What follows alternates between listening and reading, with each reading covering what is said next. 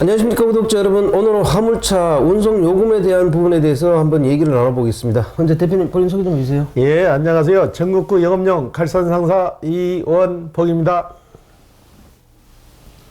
대표님, 예. 요즘 화물 운송 요금이 너무 싸다 이런 얘기가 너무 많습니다. 예. 이게 왜 이런 일이 벌어지는 거죠? 전에 비하면은 일단은 채산성이 떨어지잖아요. 네네네. 도로가 많이 막히고 기름값도 많이 오르고. 네네. 그런데 요금은 10년 전 운반비나 지금 운반비나 똑같다고 하죠. 기사분들이 그 피부로 느끼니까 네네. 이게 개선이 안 되니까 계속 이런 악순환이 되는 것 같아요. 네. 예. 그러면 이게 정부에서 매년 올려주는 게 아닌가요? 지금까지 운반비는 정부에서 일률적으로 올려준 전례가 한 번도 없어요. 네네. 주선사 위주로 해서 거리 계산해서 구구주먹식으로 해서 올라갔지 네네. 정부에서 얼마 올려라 해서 올린 전례가 없어요. 네. 예. 그럼 화물 운송 시장 운송 요금이 경매 시장에서 경매하듯이 그냥 요금이 매겨진다는 거잖아요. 그렇죠. 일단 이게 물건이 오다가 와가지고 주선사로 가면 주선사에서 쉽게 말해서 거리를 계산해가지고 관행이죠. 관행대로 해서 서울에서 대전 가는데 얼마 그 책정된 금액에 의해 가지고 계속 그 금액으로 해서 나가는 거예요. 오르지도 않고 더 내려갔으면 내려갔지 오르지는 않는 거죠. 네. 그러니까 이런 체계적인 데이터가 없는 거예요. 네. 전에도 맨 구거에 얘기했지만은 이런 체계적인 데이터가 있어서 쉽게 말해서 영업용 택시 마냥 매타기 개념이라는 게 이런 게 있으면은 그렇게까지는 안 됐겠죠. 정부에서 데드라인만 정해주면은 키로당 얼마 받아라 하면은 키로수 계산해서 물건 부피에 따라서 그 금액이 산정되면은 요금은 그렇게 강제적으로 올리지 않아도 자연스럽게 따라 올라가는데 그 시스템이 없어서 그런 것 같아요. 네. 예. 지금 기름값도 많이 올랐는데 요금은 안 오르면은 적자날 수도 있잖아요. 그러니까 울며 겨자 먹기식으로 짐 덕발이라 그러죠. 한 차에다가 짐을 한 군데만 싣고 가는 것은 덕발이라 그러는데 하나만 싣고 가서는 채산성이 안 맞는다는 얘기예요. 두 개, 세 개를 업어서 가야만이 그래도 운반비를 맞출 수 있다는 개념이죠. 예. 예전에 달았던 메타기를 왜 뗀 걸까요? 이 메다기가 93년 7월 1일에 이게 의무적으로 달았던 게 폐기가 됐어요. 그 전에는 메다기 시스템이 있었다고. 네. 1970년에서 1980년 사이에는 메다기를 달고 일을 했는데 지정 요금제로 형식이 변경되면서 그 메다기가 없어져 버린 거예요. 네. 강제 조항이 없어져 가지고 그때부터 이제 구구주먹식으로 생긴 거예요. 네. 그때 당시는 구구주먹식으로 생겨갖고 기사편이 유리할지도 몰랐죠. 네네. 지금은 그런데 시대가 많이 흘렀잖아요. 네네네. 시대가 지금 몇십 년이 흘렀는데 그 체계로 계속 가다 보니까는 마찰이 더 생길 수밖에 없는 거죠. 네. 예. 지금 메타기를 달라 그러면 법을 개정해야 되는 건가요? 그렇죠. 다시 이제 법을 다시 바꿔야죠. 네. 그러니까 어려운 것부터 하지 말고 소형차부터 시작하면 충분히 가능하리라고 봐요. 1.5톤 미만 차 소형차에 달고 시험 운행을 하다 보면 통계가 나올 거 아니에요. 그 통계에 의해서 오면 간다는 건데 그 메다기도 지금 그러잖아요. 택시 같은 경우도 시간 거리 병산제로 해서 얼마든지 가능하잖아요. 화물도 충분히 그리라고 봐요. 거리 기준하고 물건 실는 톤수 기준해서 그렇죠. 얼마든지 가능한데 의지가 없는 거죠. 의지가 정부에서 하려고 하는 의지가. 그렇죠. 요즘 내비도 발달돼서 그 차주가 온 거리를 다 볼 수 있고 그렇잖아요. 그죠? 지금 택시도 그러잖아요. 딱 부르면은 어디에서 어디 가는데 요금까지 벌써 손님 타기 전에 요금까지 딱 산정돼서 나오잖아요. 충분히 그 화물차도 메다기를 닮은 그런 시스템으로 갈 수 있다는 얘기죠. 네, 저도 가능하다고 생각합니다. 그러면 이렇게 안 되는 게 우리 화물인들이 단합되지 못해서 그러는 건 아니에요? 화물인은 개개인이잖아요. 개개인이고 본인의 생존권이 달려 있잖아요. 차를 세우고 전부 다 광화문에 가서 집회는 할 수 없는 거 아니에요. 생업에 종사를 해야 되니까. 이걸 정부적인 차원에서 정부에서 해결을 해줘야지. 운송 노조 생겼다고 그래가지고 그 틀어막으려고 해가지고 이상한 형식으로 해서 압박만 가하지 말고 이런 걸로 해서 풀어주는 게 해답이라고 봐요. 저 같은 경우는. 예.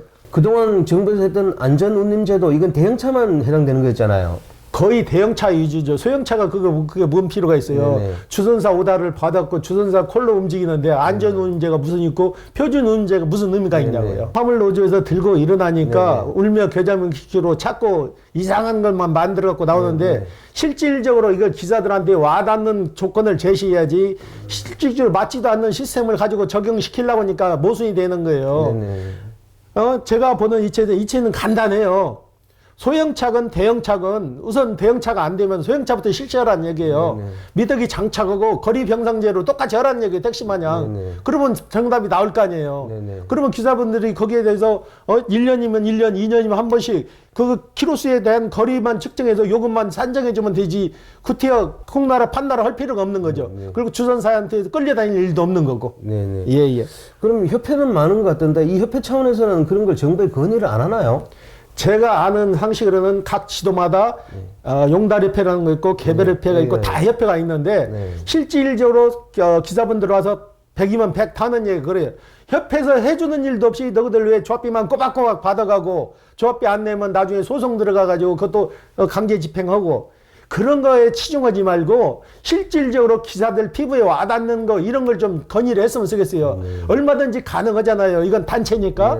단체니까 국회에 가서 교통부에 가서 건의해서 상정안을 올리고 안 되면 한 번 안 해서 안 되면 두 번, 세 번 해서 올릴 생각은 안 하고 제가 아는 관점에서 한 번도 올린 전례가 없다고 봐요. 미덕이는. 예. 이제 메타기를 달지 않으면 서로 신뢰할 수 없는 사회니까 신뢰도 확보하고 또 적정 요금 그러니까 기름값 인상이라든지 그다음에 임금 그동안 사용한 노동의 대가 이렇게 산정해서 딱 결정해 주면 화물하시는 분들이 큰 돈 벌겠다고 하는 것도 아닌데 이렇게 좀 살 수 있게는 해줘야 되는 거 아닌가요? 맞는 얘기죠. 매다기가 처음부터 없었다면은 네네. 저도 다시 생각을 하는데 처음에 매다기가 있었잖아요. 네네.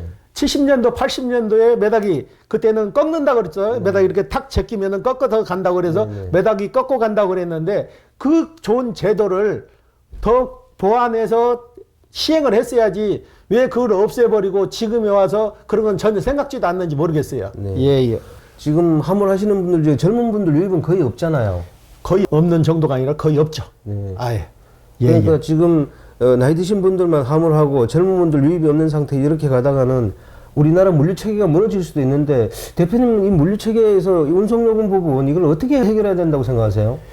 이 물류가 우리나라의 원동력이에요. 원동력이고 뭐든지 물류가 활발히 이루어져야만이 산업 경제도 다 발전할 수 있는 건데 지금 그러잖아요. 젊은 층들이 유입이 거의 안 되고 기존에 하시던 분들이 이제 나이 먹어가면서 그분들이 일 놓기 머니까 계속 지속적으로 이어져 가는 거잖아요.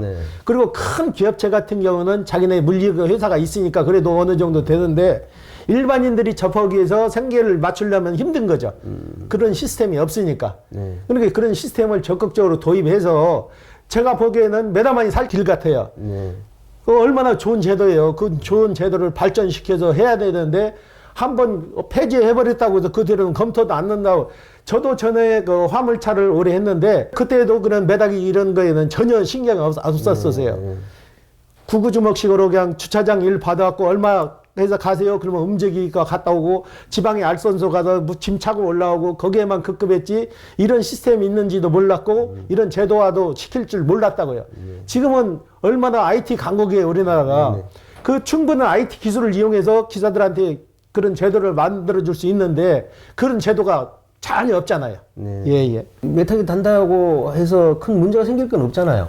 문제 생길 게 없죠. 혁신적인 거죠. 어떻게 보면은 시행을 안 해서 그러지 이게 시행만 잘 되면은 택시 기사분들도 그러잖아요. 몇 년에 한 번씩 고정적으로 올려주잖아요. 매덕이도 몇 년에 한 번씩이라도 고정적으로 해서 거리 측정해서 금액만 올려주면은 이렇게 누적되지도 않고 주선업체나 지역업체나 마찰 생길 일도 없는 거죠. 어쩌면 이 메타기 다는 것을 주선업체도 좀 반기지 않을 수 있는 거 아닌가요? 주선업체도 당연히 상생을 해야 되는 거죠. 주선업체도 기존의 시스템에 길들여져 가지고 10,000원짜리 가면 뭐 2,000원짜리 칼질하고 거기에만 급급하지 말고 이런 시스템을 적극적으로 도입을 해서 기사들 편에 의해 가지고 수익도 좀 맞춰줬으면 되겠다는 얘기죠. 댓글 같은 데 보면 주선사 수수료가 비싸다는 얘기가 있습니다. 대표님 이건 어떻게 보세요? 비싼 정도가 아니죠. 저번에도 젊은 층이 그 지방에서 전화가 와서 제가 녹취록까지 들려드렸잖아요. 8만 원짜리 일을 가는데 70km를 가서 8만 원짜리 짐을 실었는데 거기서 2만 원을 수수료를 떼간다고 그래요. 그러면 6만 원인데 그분이 일을 해도 일할 맛이 나겠냐고요. 70km 가서 짐 싣고 상차지로 가는데 거기서 2만 원을 칼질해버리면은 6만 원인데 70km 간 거리 비용 그러죠? 기름값 나오고 돌비 나오고 그거 싣고 또 목적지까지 가는데 그 운반비 최단성이 맞겠냐고요. 네. 예, 예. 참 잘 해결돼야 될 텐데 문제입니다. 예, 예. 이게 젊은 사람들은 위브 높고 나이 드신 분들은 떠나가고 지금 이런 물류시장을 이 정부도 좀 알고 획기적인 개선책을 내놔야 될 텐데 큰일입니다. 예, 예. 네, 대표님 오늘 인터뷰 감사드립니다. 예. 네, 구독자 여러분, 화물차 매탁이 다른 거에 대해서 한번 얘기를 알아봤습니다. 뭐 저희들이 얘기한다 그래서 이게 뭐 실행되지는 않겠지만 현실적으로 화물 하시는 분들이 큰 돈 벌겠다고 하는 거 아니고 일한 만큼 대가를 가져가겠다고 그렇게 열심히 일을 해도 돈이 안 되니까 지금 다 떠나고 있는 것 같아서 좀 안타깝습니다.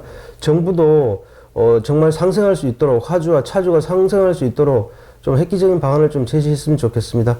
자, 다음 주에 또 다른 주제로 구독자 여러분 호화제는 찾아뵙겠습니다. 안녕히 계십시오. 호호 아재였습니다.